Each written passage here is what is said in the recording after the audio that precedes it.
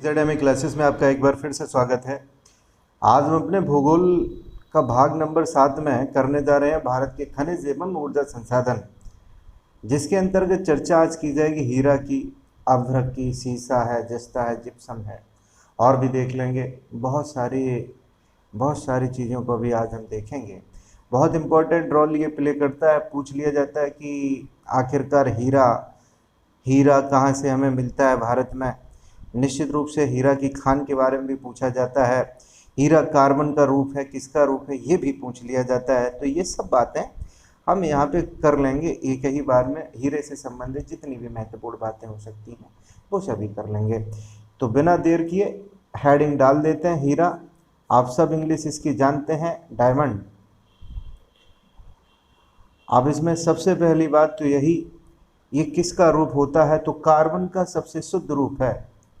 Carbon का सबसे शुद्ध रूप है। और हीरा हीरा को ही काटता है, ये आपने कहावत भी सुनी होगी। हीरा की कटाई कैसे की जाती है, तो हीरे के द्वारा ही की जाती है। हीरे की छीलन होती है, उसी के ऊपर इसको काटा जाता है।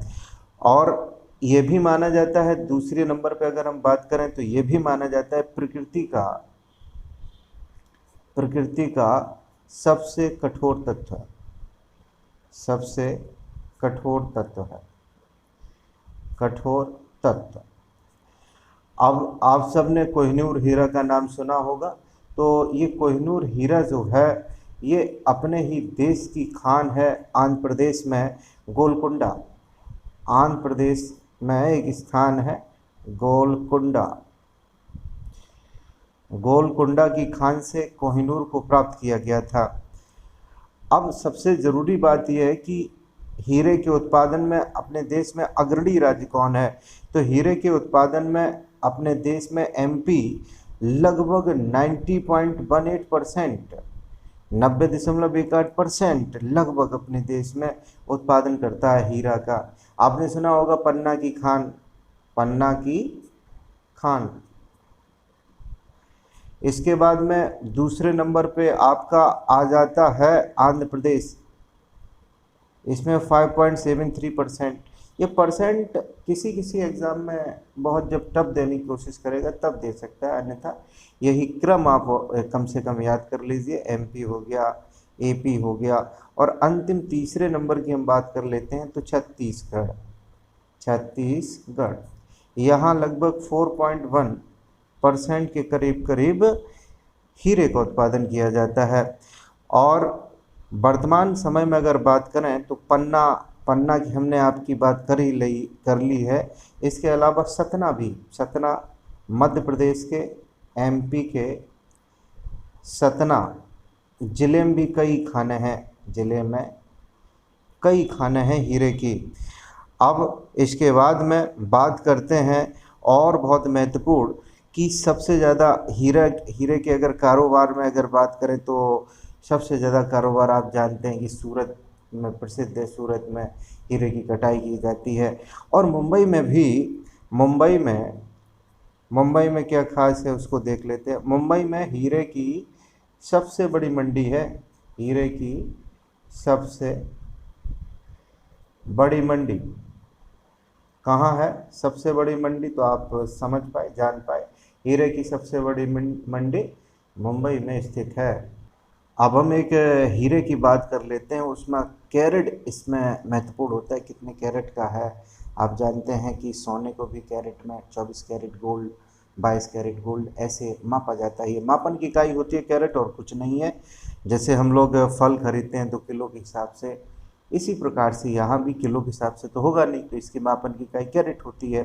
तो 37.8 कैरेट का, 37.8 कैरेट का एक हीरा, बहुत ही ज़्यादा बहुमूल्य एक हीरा निकाला गया। कहाँ से निकाला गया, पन्ना, मध्य प्रदेश में पन्ना है। पन्ना के मझगवा में निकाला गया। किसने निकाला, तो राष्ट्रीय खनिज विकास निगम ने। और जहाँ से ये निकाला गया यह है एशिया की एकमात्र मैकेनाइज्ड हीरा खदान है जहाँ से ये निकाला गया। ये बहुत महत्वपूर्ण बात थी। ये किस काल की शैलों से ये संबंधित है, तो ये आपका संबंध रखती है प्री कैम्ब्रियन काल की जीवाश्म रहित विंध्यन शैलों की सिराओं पर ये जो हीरा है वो पाया जाता है। अब हम लोग बात कर लेते हैं, सीधे अभ्रक की तरफ चलते हैं। अभ्रक कहें या फिर माइका कहें, यह कहाँ कहाँ से प्राप्त होता है इसके बारे में जानकारी कर लेते हैं। आग्नेय कायांतरित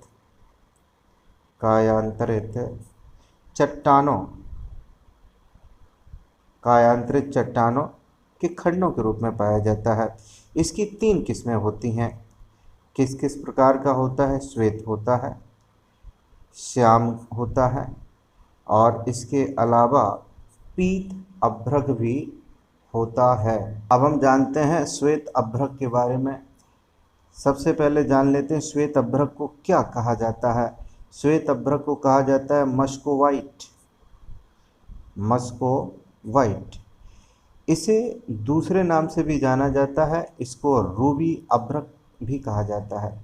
रूबी अभ्रक यह किस प्रकार का आपको दिखाई देता है? तो सफ़ेद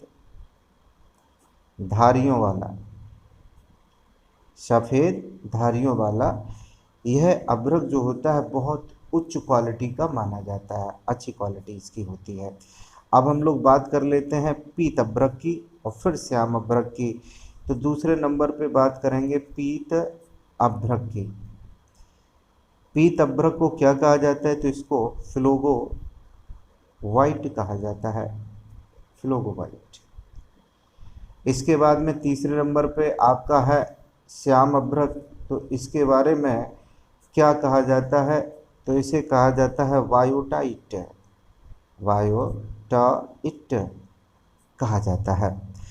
इसका रंग कैसा होता है वायोटाइट का? तो हल्का गुलाबी रंग होता है। अब इसके बाद में महत्वपूर्ण बात यह है कि अपने देश में सबसे ज़्यादा अभ्रक का उत्पादन कौन करता है? तो अपने देश में आंध्र प्रदेश अभ्रक अयस्क का सर्वाधिक उत्पादन करता है। सबसे ज़्यादा उत्पादन कौन करता है? तो आंध्र प्रदेश, एपी का मतलब। इसके बाद में झारखंड है, इसके बाद में राजस्थान है। राजस्थान से भी अभ्रक का उत्पादन बहुत बड़ी मात्रा में किया जाता है। और झारखंड की अगर बात करें, झारखंड जो है कुल अभ्रक का 50% लगभग देता है। कुल अभ्रक का लगभग कितने परसेंट? लगभग 50%। अगर हम बात करें मस्कोवाइट वायोटाइट किस्म के, मस्कोवाइट और बायोटाइट, आप समझ रहे हो मस्कोवाइट का क्या मतलब हो गया? तो श्वेत हो गया। अब इसके बाद में बायोटाइट के बारे में भी आप जान रहे होंगे। बायोटाइट मतलब क्या? ये आपका श्याम वाला हो गया, ये श्याम। बायोटाइट किस्म का जो अभ्रक है वो कहाँ से प्राप्त होता है? तो हजारीबाग हो गया, सिंह भूमि हो गया, पलामू हो गया, इन सभी जिलों से प्राप्त होता है। हजारीबाग के अलावा सिंह भूमि और पलामू, इन जिलों से भी ये प्राप्त होता है। बिहार के मुंगेर में भी, बिहार में जगह है, जगह का नाम है मुंगेर। और दूसरा एक और स्थान है यहीं पे बोधगया बिहार, आप सब जानते हैं, भगवान बुद्ध की नगरी है बोधगया बिहार। और आंध्र प्रदेश, एपी के नेल्लौर और खम्मम में भी पाया जाता है आपका मस्कोवाइट बायोटाइट जो अभ्रक है वो? राजस्थान में कहाँ कहाँ? तो राजस्थान में उदयपुर, भीलवाड़ा जिलों में ये अभ्रक पाया जाता है। अब बात कर लेते हैं सीसा की। सीसा या लेड बोलिए इसको। सीसा का जो अयस्क होता है इसको जान लेते हैं। तो सीसा का जो अयस्क है बहुत इम्पोर्टेंट है, ये गैलेना। गैलेना जो है ये इसका अयस्क है। और सीसा कहाँ पाया जाता है, मुख्य रूप से किसके साथ पाया जाता है? सीसा चांदी व जस्ता, चांदी व जस्ता के साथ में सीसा पाया जाता है। और अगली बात यह है, यह विद्युत का कुचालक है। विद्युत का कुचालक होता है। जब कुचालक होता है तो फिर इसका उपयोग भी कई क्षेत्रों में होगा। तो इसका सर्वाधिक उपयोग होता है लौह इस्पात उद्योग में। देश में, अपने देश में सीसे का जो उत्पादन है वो कम होता है। और अपने देश में सीसे का जो भंडार है, सीसे का जो भंडार है वो सर्वाधिक पाया जाता है राजस्थान में। राजस्थान में जगह है उदयपुर। उदयपुर ज़िला है। उदयपुर ज़िले के अंदर एक जावर जगह है, इसको याद रखिए। जावर किस लिए प्रसिद्ध है? तो जावर प्रसिद्ध है सीसे की खान के लिए। अब जब सीसा निकाला जाएगा तो इसके लिए, निकालने के लिए भी कोई संस्थान होगा। तो सीसा है, इसको निकाला जाता है हिंदुस्तान जिंक लिमिटेड के द्वारा। अब और बात कर लेते हैं। राजस्थान में एक और स्थान है, इस ज़िले का नाम है भीलवाड़ा। भीलवाड़ा डिस्ट्रिक्ट में दरीबा और राजपुर जो क्षेत्र हैं इनमें भी सीसा के निक्षेप पाए गए हैं। सीसे के निक्षेप पाए गए हैं। अब हम लोग जान लेते हैं सीसा और जस्ता भंडार के शीर्ष राज्य कौन कौन से हैं। सीसा जस्ता भंडार के शीर्ष राज्य, नंबर 1 पर आपका है राजस्थान, लगभग 89.44। इसके बाद में दूसरे नंबर पे आपका ईपी हो गया, आंध्र प्रदेश 3.03। एमपी आपका हो गया 1.98%। फोर्थ नंबर पे आपका बिहार हो गया 1.52। इसके बाद में फिफ्थ नंबर पे हमारा है महाराष्ट्र, यहाँ 1.24% के करीब करीब। ये तो हो गए सीसा और जस्ता भंडार के वो क्रम जो हम लोगों को याद रखने पड़ेंगे। अब हम अगले पे चलते हैं। अगला हमारा रहेगा जस्ता। तो अब हम बात करते हैं जस्ता की, या फिर इसको हम जिंक कह दें, एक ही बात है। जस्ता की जो प्राप्ति है वो कहाँ से होती है, बहुत इम्पोर्टेंट है, आपको याद रखने पड़ेंगे। तो इसकी प्राप्ति होती है जिंक सल्फाइड, कैलेमाइन, जिंकाइट। अगला कौन होगा? जिंकाइट, विलेमाइट, और अगला है हमारा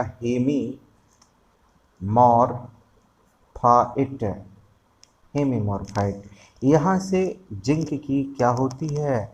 प्राप्ति होती है। इसका सर्वाधिक उपयोग कहाँ किया जाता है? आप सब जानते हैं, लोहे को जंग रोधी बनाने में इसका उपयोग किया जाता है। इसके अलावा कहाँ कहाँ इसका उपयोग होता है? तो रंग रोगन के अलावा बैटरी के क्षेत्र में, मोटरों के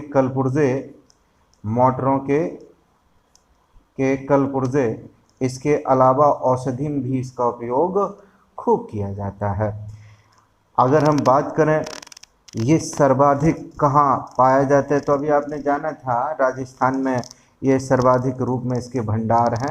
तो राजस्थान में लगभग राजस्थान में लगभग 92% के करीब करीब इसके भंडार हैं। कौन कौन क्षेत्र संबंधित हैं जस्ता से राजस्थान में? तो आपका भीलवाड़ा डिस्ट्रिक्ट हो गया, भीलवाड़ा के बाद में राजसमंद, इसके अलावा उदयपुर हो गया। यहाँ बहुत ज़्यादा मात्रा में आपका जस्ता उत्पादन क्षेत्र है। इसके बाद में हम लोग चलते हैं जस्ता के बाद में जिप्सम की तरफ। जिप्सम के बारे में जानेंगे। आप सब जान गए होंगे कि जिप्सम किस लिए प्रयोग की जाती है। सीमेंट उद्योग में प्रयोग की जाती है, आप जानते हैं। कहाँ का इसका उपयोग होगा ये जान लेते हैं। किसके किसके निर्माण में ये भूमिका निभाता है? तो यह है उर्वरक, सीमेंट, गंधक के निर्माण में उपयोगी तत्व होता है। इसकी प्राप्ति कहाँ से की जाती है? इसकी प्राप्ति औषधि चट्टानों से की जाती है। जिप्सम का सर्वाधिक उत्पादन कौन करता है? इसका सर्वाधिक जो उत्पादन है लगभग 90% के करीब करीब राजस्थान में होता है। राजस्थान में कौन सा स्थान? तो राजस्थान में हनुमानगढ़ जिले में इसका उत्पादन सर्वाधिक होता है। इसके अलावा हनुमानगढ़ जिले में तो सर्वाधिक उत्पादन हो गया। इसके अलावा भी हैं बीकानेर, जोधपुर के बाद में है नागौर, जैसलमेर जिले में भी खूब इसको पाया जाता है। अब अगर बात करें जिप्सम की, और कोई राज्य है क्या वहाँ जिप्सम पाया जाता हो? हाँ है, जम्मू कश्मीर के कौन से इलाके में? तो ये डोडा जिला। गुजरात में कच्छ हो गया। गुजरात में कौन? कच्छ। गुजरात का कच्छ क्षेत्र में भी क्या जिप्सम पाया जाता है, उत्पादन इसका होता है। और इसके अलावा बात करें तमिलनाडु की, तमिलनाडु में आपका हो गया कोयम्बटूर। अगला आपका हो गया चिंगलपेट। इसके बाद में है तिरुनेलवेली में भी जिप्सम का खनन खूब होता है। इसके बाद में हम चलेंगे सीधे ग्रेफाइट की तरफ। ग्रेफाइट बेहद इम्पोर्टेंट है, तो लिख लेते हैं हेडिंग ग्रेफाइट कहाँ से मिलता है, किस प्रकार से इसको प्राप्त किया जाता है, इसकी बात कर लेते हैं। तो यह कायांतरित सेलों में मिलने वाली जो कार्बनिक संरचना है, कायांतरित सेलों में जो कार्बनिक संरचना होती है, कार्बनिक संरचना में ग्रेफाइट की प्राप्ति होती है। इसको और क्या कहते हैं? तो इसको कहते हैं काला सीसा या प्लम्बगो भी इसको कहा जाता है। आप सब जानते हैं ग्रेफाइट का उपयोग पेंसिलों में किया जाता है। तो इसका उपयोग जो हो गया वो कहाँ? पेंसिल लेड बनाने में और इसके अलावा परमाणु शक्ति के रिएक्टर जो होते हैं, रिएक्टर में मंदक या फिर मॉडरेटर के रूप में भी इसका प्रयोग किया जाता है। भारत में ये कहाँ कहाँ पाया जाता है? तो झारखंड के अलावा उड़ीसा कालाहांडी जो जगह है वो उड़ीसा में है, यहाँ इसका उत्पादन होता है। इसके बाद में हमारा रहा एपी।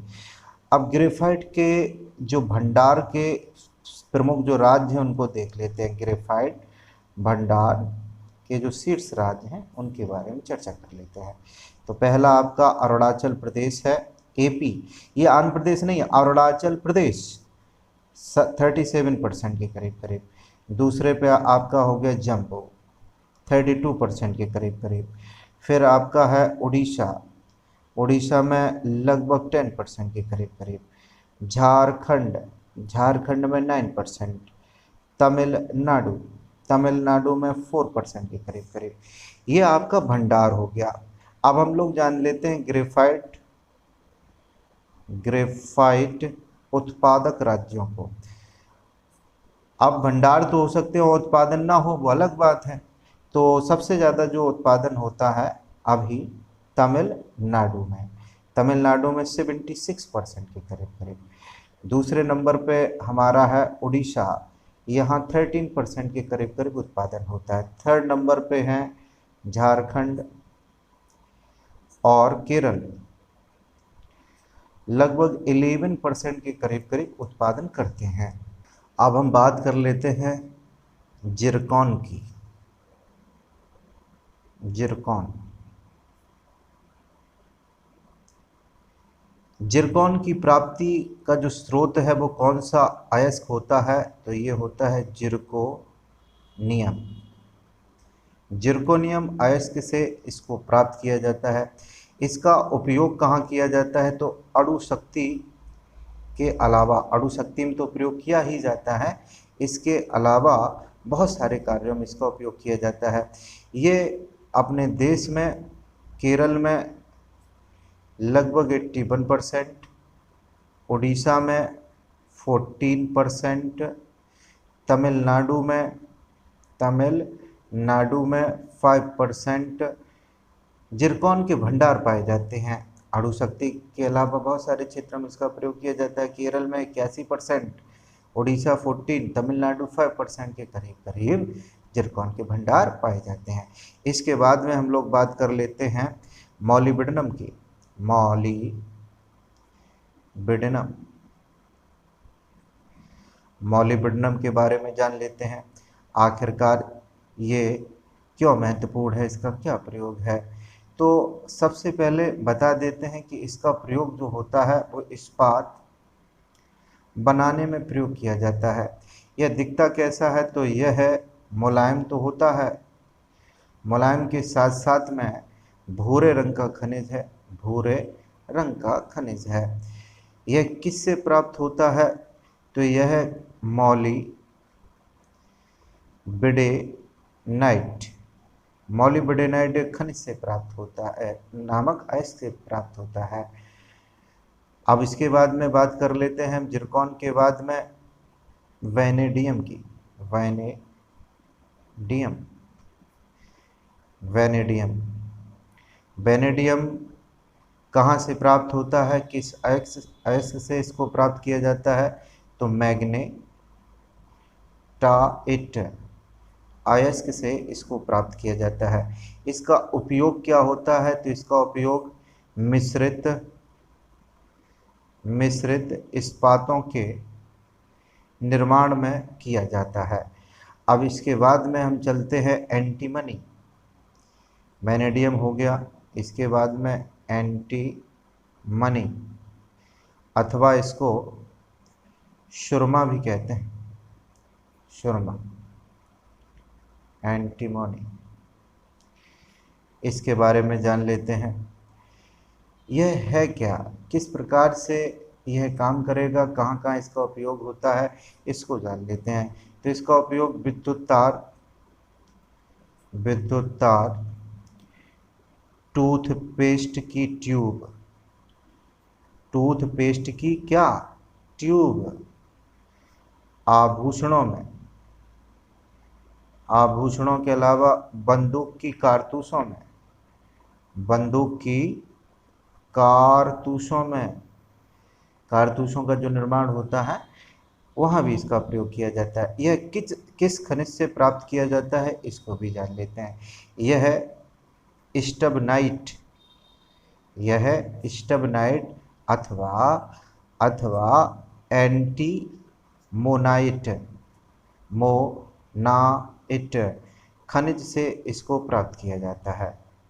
एंटीमोनाइट खनिज से इसको प्राप्त किया जाता है। किसको प्राप्त किया जाता है, किसकी बात हो रही, तो एंटीमनी अथवा सुरमा की हम लोग बात कर रहे हैं। इसके बाद में अगले में भी हम लोग देखेंगे, यूरेनियम को देखेंगे, बेरिलियम को देखेंगे, टाइटेनियम को देखेंगे अगले भाग में।